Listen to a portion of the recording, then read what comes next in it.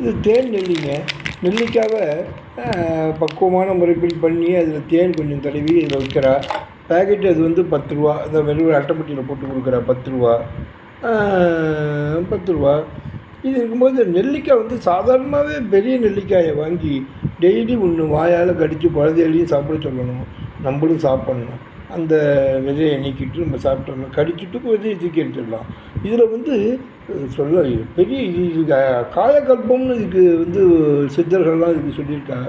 முதுமையை கூட வந்து இப்போ 40 வயசுலேயே ரொம்ப ஏஜாக காமிச்சாங்கன்னா அதை கூட மாற்றக்கூடிய ஒரு கெப்பாசிட்டி உள்ளதும் அது.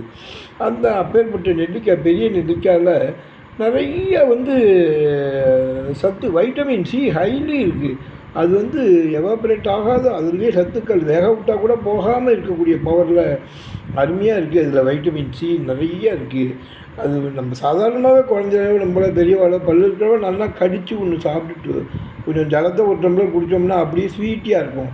ஜலம் அப்படியே இதுமாரி இருக்கும், இனிப்பாக இருக்கும். அது வந்து சுகருக்கு கெடுதலுங்கிற சுகருக்கு ஒரு நெல்லிக்காய் சாப்பிட்லாம். தேன் நெல்லின்னா கூட சுகர் கோட்டடாக இருக்கலாம். பட் அது ஒன்று சாப்பிட்லாம். இந்த சுகர் நெல்லிங்கிறது ஒன்று கடையில் ஈஸியாக வந்து பேக் பண்ணி நம்ம தேடின்னு போக வேண்டாம். இந்த நெல்லிக்காய் தேனில் போட்டது. இந்த நெல்லிக்காய் ஒன்று சாதாரணமாக இருக்கிறவா, சுகர் இருக்கிறவா சாப்பிட்ணுங்கிறது தெரியல கரெக்டாக. ஒன்று டெய்லி அல்லது வாரத்துக்கு ஒரு 5 நாள் 7 நாளில் 5 நாளுக்கு ஒரு நெல்லிக்காய் சாப்பிட்டு வந்தோம்னா உடம்புக்கு அவ்வளோ ஹெல்த்து. வாயில் போட்டு சாதாரண நெல்லிக்காவே பெரிய நெல்லிக்காயை வாங்கி வாயில் போட்டு கடித்து சாப்பிட்லாம். இது வைட்டமின் சி அதிகமாக இருக்குது சொல்லிவிட்டேன். அலர்ஜி எதிர்ப்பு பண்புகள் எல்லாம் தரும். ஜெர்மானத்தை ஆதரிக்கும். வளர்ச்சி மாற்றத்தை அதிகரிக்கிறது. சர்க்கரை மேலாண்மை, சர்க்கரை நோயை கட்டுப்படுத்துறதுக்குள்ள பவர்லாம் கூட அதுக்கு இருக்குது. இதே ஆரோக்கியத்தை மேம்படுத்தும், நச்சை நீக்கும், தோலுக்கு ரொம்ப நல்லது. அதுதான் உங்களுக்கு இளமையாக காட்டும் அப்படின்னு சொல்கிறா. அதனால் இந்த இது வந்து கடையில் நமக்கு பேக்கெட்டில் அழகாக கிடைக்கிறது ஈஸியாக. முடியாதவா சிட்டியில் இருக்கிறவா ஒரு நெல்லிக்காய், ஒரு தேன் நெல்லின்னு விற்கிறா. நல்லா பேக்கெடு, வெல் பேக்கெடு இருக்குது. கும்பகோணத்தில் கூட நம்ம இந்தியன் மளிகையில் நல்லா ஃப்ரெஷ்ஷாக கிடச்சிட்ருக்கு. இதை வாங்கி ஒன்று சாப்பிட்லாம்.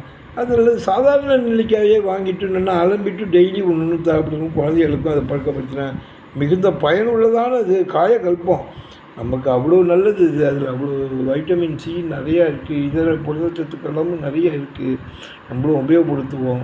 நம்ம இதில் விளையிற இடத்துலனால நம்ம அதை அலட்சியமாக விடாமல், நெல்லிக்காய் நிறையா விளையிற இடத்துல கொட்டி கிடக்கு, அதை வாங்கி டெய்லி அடிக்கடி உபயோகப்படுத்தணும். நெல்லிக்காய் ஊறுகாய் போட்டுக்கலாம், நெல்லிக்காவை ஜூஸ் பண்ணி சாப்பிட்லாம்.